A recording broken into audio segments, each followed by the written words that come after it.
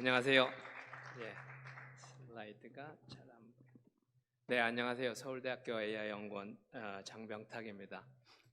아, 조금 전에 발표해서 마침 좋은 발전이나 최근 AI의 발전이나 전반적인 영향에 대해서 많이 살펴봤고요. 어쩌면은 약간은 중복될 수는 있는 것 같습니다. 제가 여전히 기술적인 부분을 백그라운드를 조금 제가 말씀드린 다음에 그 다음에 현재 AI의 한계에 대해서 조금 더 아마 제가 명확하게 말씀을 드릴 거고, 그거를 극복하기 위한 방법에 대해서도 방향 정도를 말씀드린 다음에 그런 것들이 다 실현된다고 하면 정말로 사실은 이미 우리의 삶이나 직업의 변화가 오고 있는데, 그렇게 되면은 나중에는 더 많은 변화가 있을 거로 생각이 됩니다.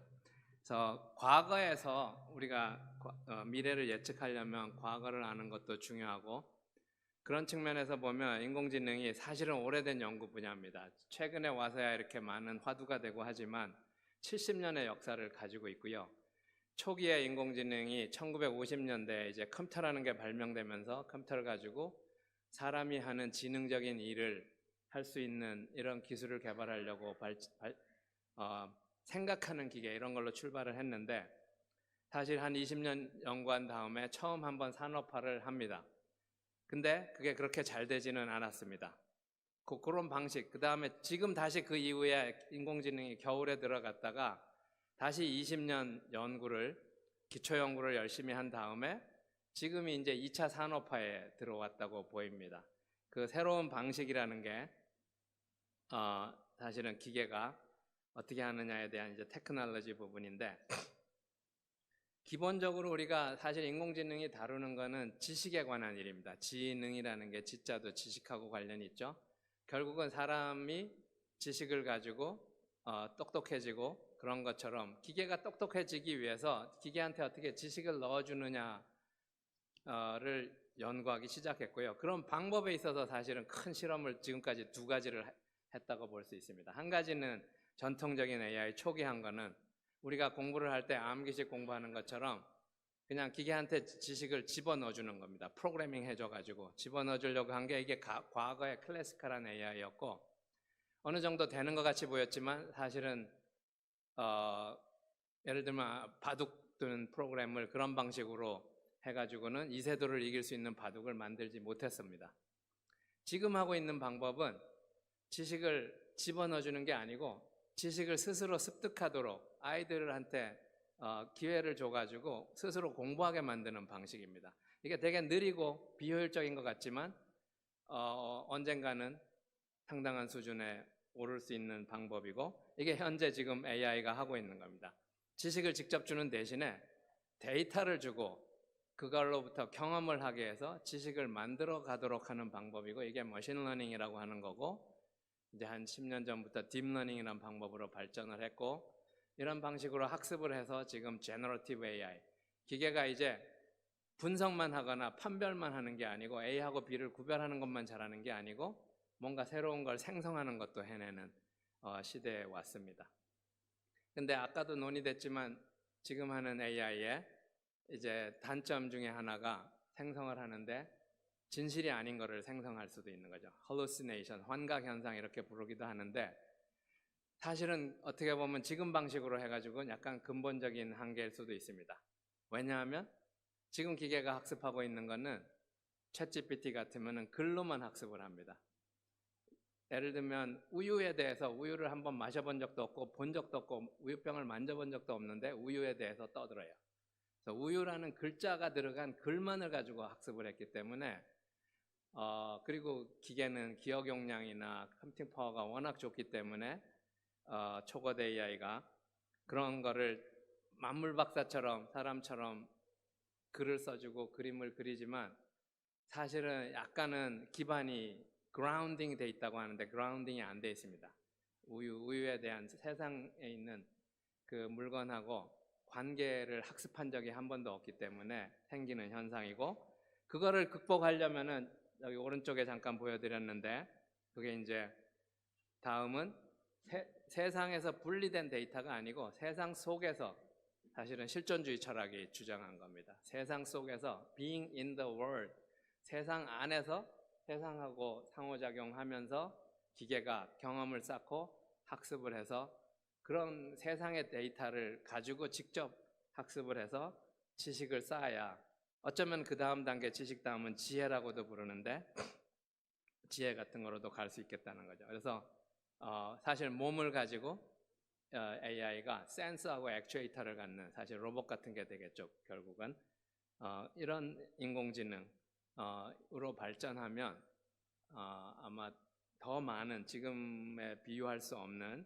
임팩트들이 생길 겁니다. 결국은 우리의 일상생활이나 잡이나 산업에서 더 많은 임팩트가 생길 수 있습니다. 그래서 마지막 부분은 이제서야 시작한 부분이고요. 그리고 사실은 지금까지는 그런 거를 생각하는 것 자체가 사실은 불가능하다고 많이 생각했을 수 있지만 이제 주변에 다른 기술도 발전했습니다. 통신도 발전하고 센서 액추에이터도 발전하고 주변 기술이 같이 발전했고 어마어마한 데이터가 쌓이면 이제 그 데이터를 가지고 기계가 학습해서 새로운 그동안 못하던 일을 할 수 있다는 이제 확신감도 자신감도 생겼고 이런 부분이 지금 발전하고 있는 부분입니다.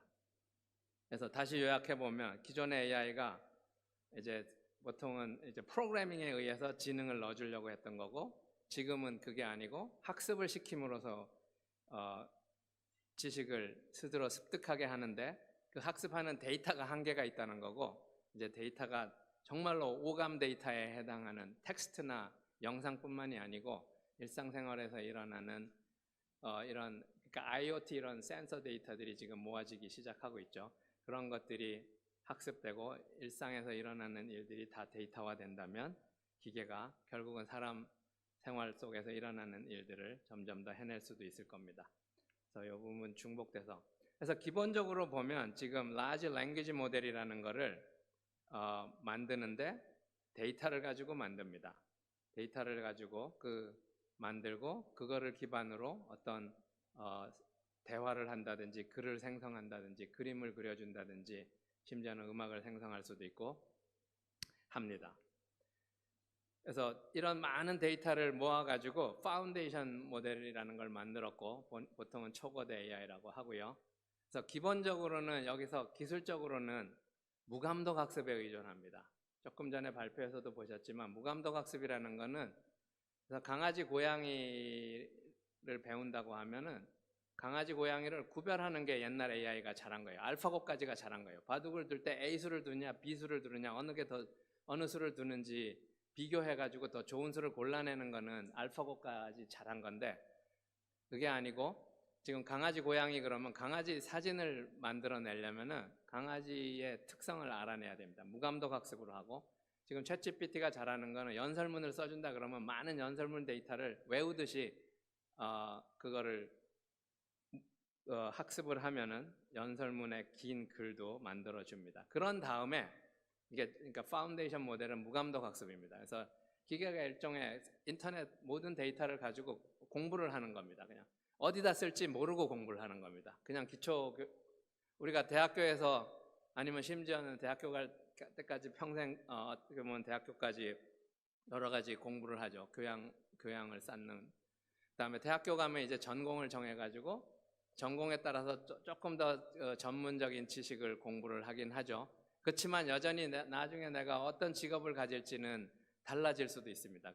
그런 방식으로 마치 교양 공부를 하듯이 지금 인공지능은 파운데이션 모델로 초거대 AI로 특히 글을 가지고 글이 많은 이제 데이터니까 공부를 한 다음에 나중에 이제 방향이 정해지면 응용이나 서비스나 이런 게 정해지면 그때 가서 내가 변호사가 됐다 그러면은 변호사 법률에 관한 추가 데이터를 가지고 파인 튜닝 한다 그럽니다. 추가로 학습을 합니다.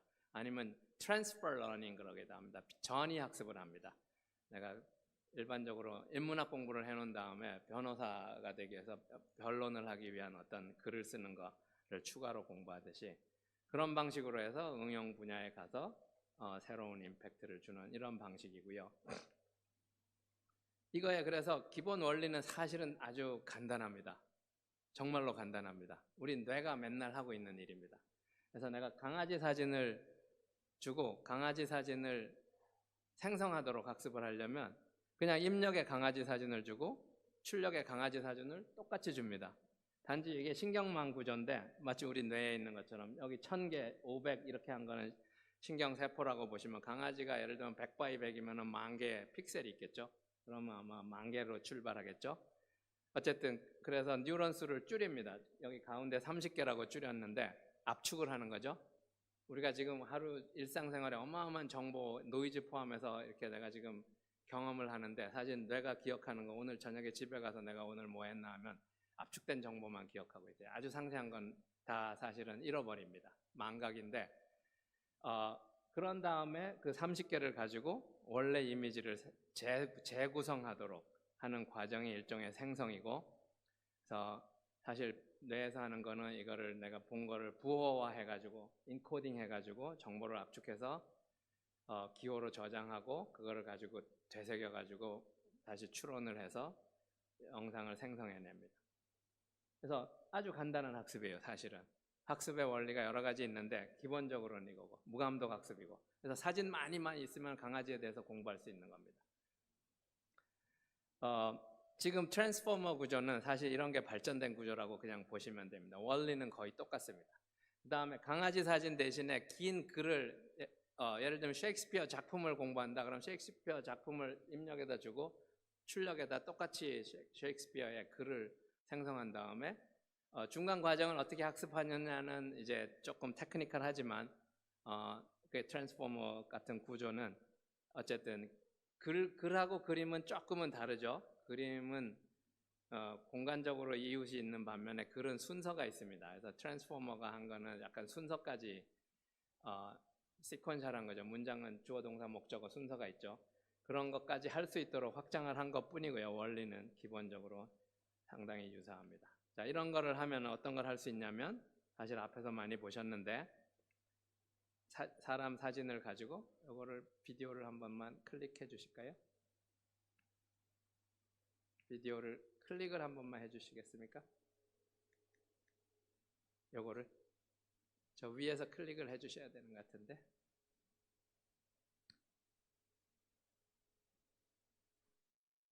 예. 비디오 생성이 지금 폰트도 좀 많이 깨진 것 같은 걸로 보니까 뭐가 조금 안 맞는 것 같습니다. 지금 시스템이.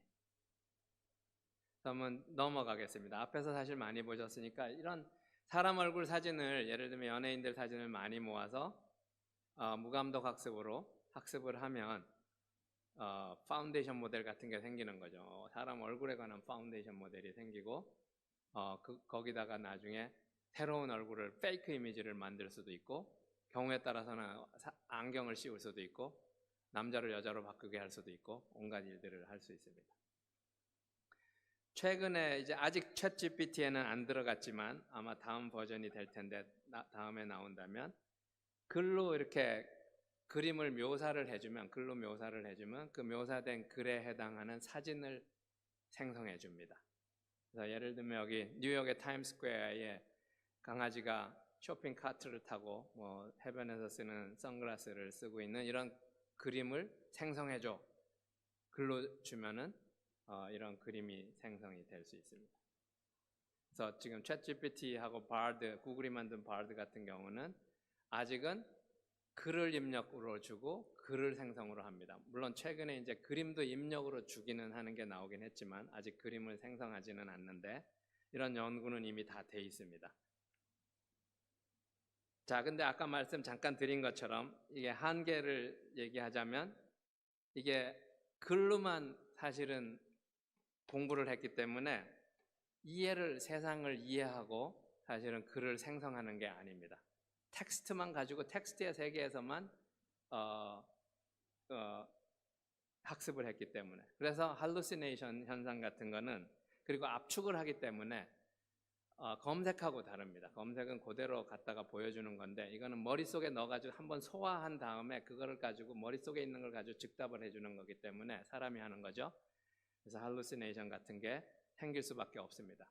왜냐하면 예를 들면 20페이지 글을 읽은 거를 2문장으로 요약하라고 하면 우리가 요약을 잘 하려면 단어도 바꿔야 되고 문장 구조도 뭔가 바꿔야 됩니다. 기본적으로 해야 되는 거예요. 어쩌면 할루시네이션은 인간 지능의 본질일 수도 있습니다. 그래서 물론 조절을 할 수는 있습니다. 없게 만들 수도 있는데 없게 만들면 똑똑하지가 않은 거죠.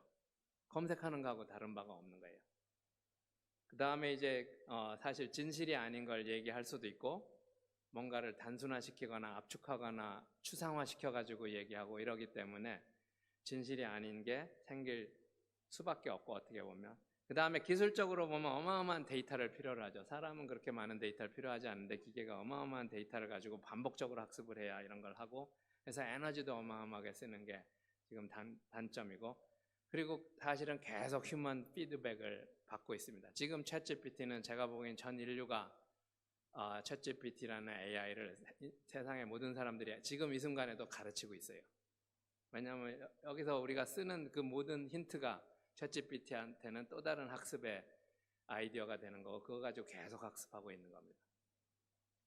그래서 이거의 근본 한계는 그래서 철학으로 보면 사실은 지금 AI는 극단적인 경험론을 기술로 만든 겁니다. 극단적인 경험론이라는 게 우리의 세상의 지식은 그 지각에 의해서 세상을 관측한 거에서 다 온다고 가정하는 건데 사실은 그렇지는 않죠. 그래서 그거를 극복하는 다른 철학으로 보면 제가 찾은 걸로는 아마 현상학이나 실존주의 철학인데 실제 세상 속에서 존재하면서 그 경험, 실제적인 경험을 통해서 우리가 인식론적으로 지식을 습득하고 그걸 가지고 세상에 대해서 문제를 풀어갑니다. 그래서 세상에 대해서 닫혀 있다는 게 지금까지의 한계고 이제 그런 거를 하려면은 이거는 아직은 연구 주제인데 제가 잠깐만 앞으로 AI가 어떤 연구를 하고 있는지도 아시는 게 중요하기 때문에 그래서 embodied intelligence 몸을 가진 인공지능. 그래서 몸을 가진다는 거 아까 보여드린 지금 large language 모델에서 그 large language 모델이 텍스트나 이미지만 가지고 학습을 하는 게 아니고 세상하고 인터랙션 하면서 물리적인 세상하고 인터랙션 하면서 embodied learning을 하고 몸으로 체험을 하죠. 체득을 하는 거고 아이들은 그렇게 배웠습니다. 그래서 나중에 글을 가지고 해도 자유자재로 그걸 구성을 하는데 그래서 지금 프롬프트 엔지니어라는 새로운 직업이 생겼죠. 근데 단순히 프롬프트 엔지니어가 될 게 아니고 기계를 튜터링하는 이런 엔지니어가 기계를 가르치는 게 사람의 이제 좋은 새로운 직업이 될 가능성이 높습니다. 그리고 밑에 그러니까 물리적인 센서리 데이터, 액션이나 이런 거 하고 해서 결국 세상하고 상호작용을 하면서 그래서 지금 생성형 AI가 아니고 다음은 그러니까 아마 행동형 AI, 행동까지 해주고 물건을 움직여주고 물리적으로 말만 하는 게 아니고 물 좀 갖다 줘 그러면 말은 이해했을지 모르지만 그 다음에 어떻게 할 수가 없죠. 지금 AI는 그래서 물을 진짜 갖다 줄 수도 있는 이런 AI가 되려면 그리고 그게 어마어마한 새로운 산업이 될 수도 있고요. 그 직업에 사람이 어떻게 보면 그동안은 지적인 노동만 AI가 하려고 했는데 사실은 첫 번째로는 지적인 노동을 제대로 하려면 몸을 가져야 되고 세상을 이해해야 됩니다. 그게 더 중요한 일이고 그 다음에 근데 그거를 하게 되면 그 다음에 지적인 일만 뿐만 아니고 어쩌면은 인간의 육체 노동까지도 해줄 수 있기 때문에 사실은 직업이나 일상 생활에 대해서는 더 많은 이제 논의가 필요할 가능성이 있습니다. 그래서 이런 부분 조금 지나가겠습니다. 현재 그러니까 AI의 한계를 극복하는 방안으로 지금 연구가 이루어지기 시작했다고 볼 수 있고요. 이미 이런 연구가 시작됐습니다. 구글이 최근에 발표한 걸 보면 팜이라는 구글이 만든 large language 모델하고 로봇하고를 연결해가지고 여기 보시면 비디오를 또 문제가 혹시 클릭 한번 해주시겠습니까? 비디오가 지금 다 플레이가 안 되는 것 같습니다. 지금 비디오가 다 문제가 있는 것 같은데요. 비디오가 여러 개 있는데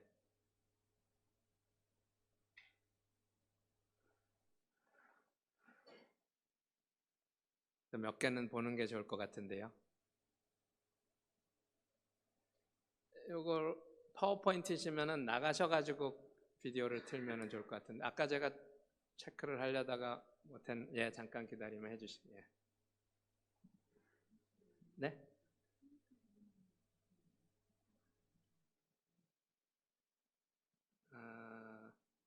저쪽에서 해주시면은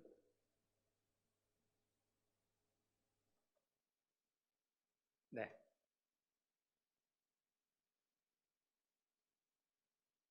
확인을 아까 해주신 걸로 아는데 뭐가 바뀌셨나요? 그래서 비디오가 나오는 사이에 보시면은 지금 예를 들면 사과라는 거를 글로만 학습했기 때문에 사과에 대해서 얘기할 수는 있지만 예를 들면 사과가 여기 3개가 있고 뭐 다르게 있다 그러면은 아까 제가 이 사과하고 대해서 얘기했으면은 사실은 그 사과 그러면은 그 사과가 어느 사과인지 알려면은 글로만은 도저히 알 수 없습니다. 제가 어디를 짚는지만 알아도 사실은 아니면 아까 얘기한 문맥을 이해하는 것 차원에서 그 사과가 어떤 사과인지 이런 거를 알 수 있죠. 그래서 시각하고 환경 안에서 실제로 행동도 하고 하면서 어떤 물건을 움직이면서 그걸 통해서 학습을 하기도 하고 그 다음에 새로운 서비스를 할 수도 있겠습니다. 예, 거기서 플레이를 해보시면 예, 그래서 실제 환경에서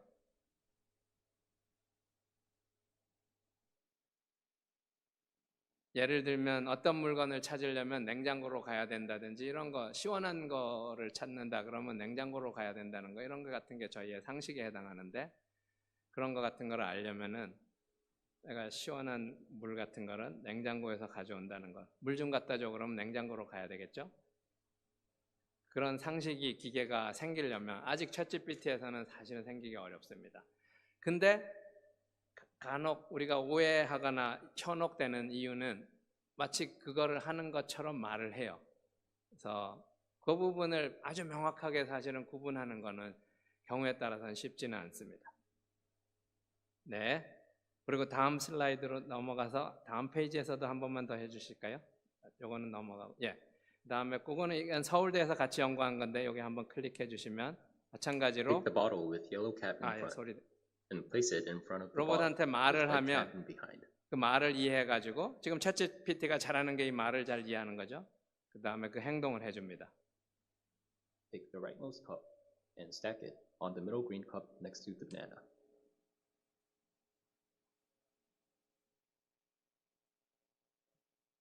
Grasp the green cup behind the banana and place it on the top of the green cups on the right. 그래서 왼쪽 오른쪽 Fetch the green 예를 cups 들면 and line it behind the red 파란색 cups. 컵 뭐 이런 것들이 사실은 상당히 추상화된 개념인데 기계가 이런 개념도 이해하고 Get the banana 그걸 and 통해서 put it on my 행동까지 hand. 하는 이런 예로 예, 다음에 넘어가겠습니다. 조금 더 그러니까 다양한 모달리티 그 다음에 이거는 그냥 재미로 한번 잠깐 보겠습니다. 이런 걸 하면 어떤 데 활용할 수 있는지 한번 비디오를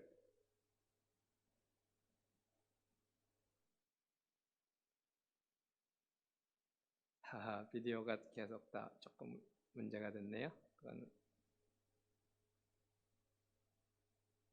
그냥 넘어가도록 하겠습니다. 저기는 사실은 작년에 어떤 대회가 있었는데 편의점 상황에서 로봇 팔이 사실은 우리가 물건을 쇼핑할 때 쇼핑백에다가 물건을 알아서 담아까지 주고 그래서 연세 드신 분들이 만약 뭐 시장을 가서 본다면 요즘은 물론 온라인으로 할 수도 있지만 물건을 산다고 하면 로봇 팔이 물건을 알아서 잡아가지고 쇼핑백에 넣어줘서 계산까지 하는 이런 거고 경우에 따라서는 기한이 지난 물건 같은 게 오면은 기계가 알아보고 그런 거는 쇼핑백에서 빼주는 뭐 이런 것까지도 생각할 수 있는 그러니까 기계가 기본적으로 물리적인 환경 안에서 물건을 인식하기도 하고 다른 생각까지 해서 판단해서 행동으로까지 옮겨주는 이런 일들을 하면 아까 말씀드린 그러니까 기본적으로 세상에 대한 이해가 증가될 뿐만 아니고 어떤 유용한 더 일을 해줄 수 있을 겁니다. 넘어가겠습니다. 다음 슬라이드 넘어가겠습니다. 제가 할까요? 이것도 넘어가겠습니다. 그 다음에 요거는 한번 보시면은 최근에 이 비디오도 안 되겠군요. 테슬라가 사실은 얼마 전에 한 달 정도 된 것 같은데 이런 휴머노이드 로봇을 해서 실제로 자동차 만들 때 사람 몸을 써가지고 이렇게 그 좁은 공간에서 일을 해야 되는 것 같은 거를 대체하기 위해서 로봇을 개발한다고 하고 있고요.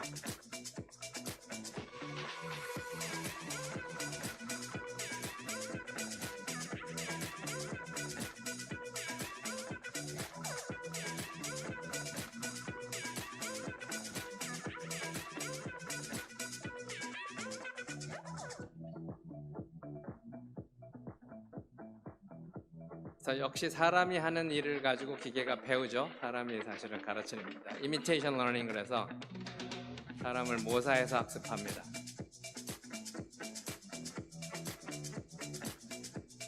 그래서 손으로 할 수 있는 일을 이제 AI가 할 수도 있는 거고, 그다음에 이제 언어에 대해서 상당히 발전했기 때문에 언어로 명령을 줄 수도 있고 사실은 이제 기계를 가르칠 수도 있습니다. 그래서 다시 밖으로 나와 주시면, 네. 그래서 나머지 부분이 이제 이렇게 되면 결국은 인공지능이 사람이 하는 지능을 필요로 하는 일을 하기 위해서 하는데, 지금 보신 것처럼 효율적이고 생산성이 있고 경제성이 있는 거, 뭐 기계가 빠르고 정확하고 그다음 기억력도 어마어마하고 하니까 이런 거에 대해서 잘 정의된 문제에 대해서는 사실은 우리가 경쟁하려고 하면 경쟁 자체가 안 되는 게임이고요. 그냥 활용하면 되는데 단지 이슈가 있는 게 안전하냐, 공정하냐, 신뢰할 수 있느냐. 지금 상태에서는 특히 아주 조심스러워야 된다는 부분이 제가 강조드린 부분이고, 그런 거를 그러니까 AI가 근데 더 발전하면 이런 부분들이 개선이 될 거지만 또 다른 아마 안전 이슈는 또 생길 수도 있습니다. 정말 위협이 되거나 이런 거 더 위험해지는 또 다른 이슈가 생길 수도 있기는 합니다.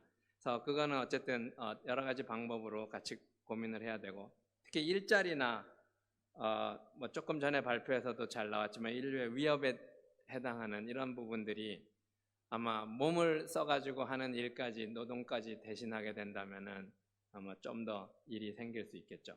그래서 진짜 인류의 위협이 될 수 있다고 경고한 것들은 여러 차원에서 사실은 생각을 해봐야 됩니다.